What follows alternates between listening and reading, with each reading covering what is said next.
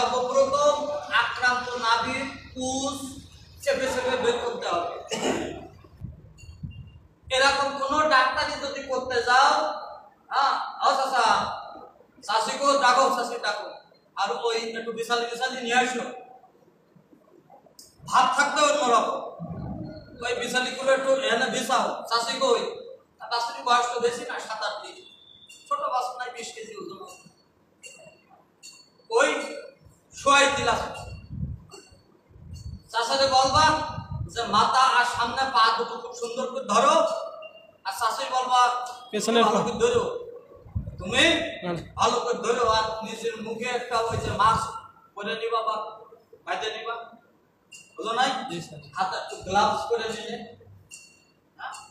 হাতে একটু গ্লাভস করে নিলে, এইবার ওই ধরে দেখবা হাতকে একটু প্রেসার দিলে ফস করে বেড়ে আসবে কতগুলো।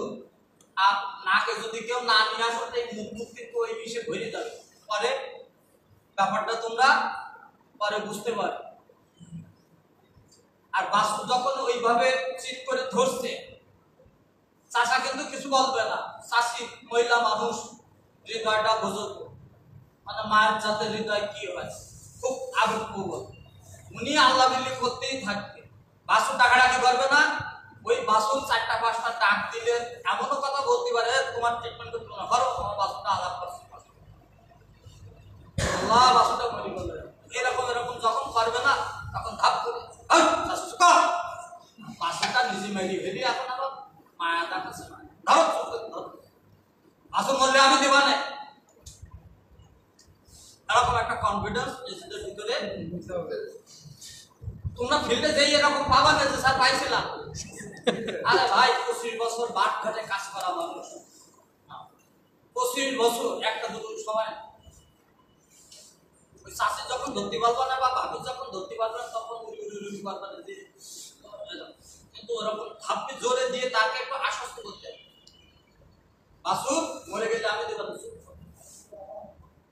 এইবার ওই যে চাপে চাপে বের করছে, দেখতেছো 2-1টা পোকা আছে বেরোচ্ছে, এইবার কি করবা, ওই যে তুলা এইভাবে ধরবা, ধরার পরে একটু ওই যে আটারি ফলসেল ইত্যাদি যন্ত্রপাতি দিয়ে তুলাটা ধরার পরে ওই যে কপিটাল ইত্যাদি ইত্যাদি থাকবে, ওটা একটু নেওয়ার পরে, হ্যাঁ ওই নাভির ভিতরে দিয়ে একটু রক্ত পুষ্টিটাই আবার একটু নিলাম, ডাক্তার একটা ভাব আছে না, আবার একটু সবাই নিয়ে,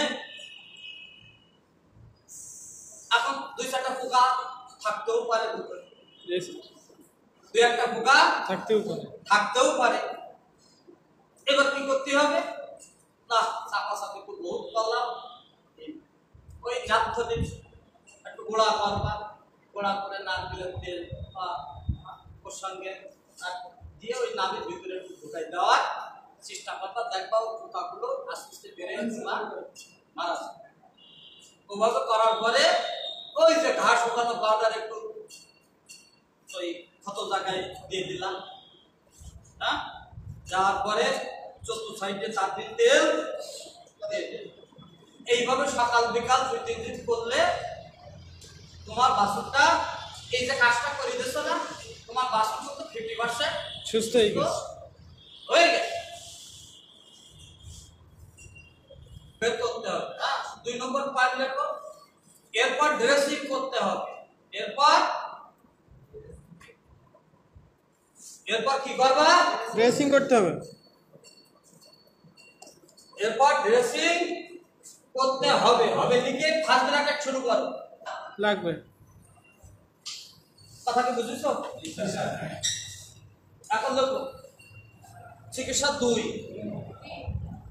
না 1 নম্বর চিকিৎসায় এই কাজগুলো করলে, 1 নম্বর চিকিৎসা কি, চেপে চেপে আক্রান্ত নাভি চেপে চেপে পুঁজগুলো বের করলে, তারপর ড্রেসিং করবা। হ্যাঁ ড্রেসিং করতে হবে না, একবার ড্রেসিং করতে এই উপকরণগুলো তোমার লাগবে, এর বাইরে আরো কিছু লাগতে পারে, কিন্তু মূলত এগুলো লাগবে। আর আমি কেজি লিখছি, তা তোমরা তো কেউ কিছু বললে না। কেজি স্যার আমরা ঠিক লিখছি, আমি ঠিক লিখছি।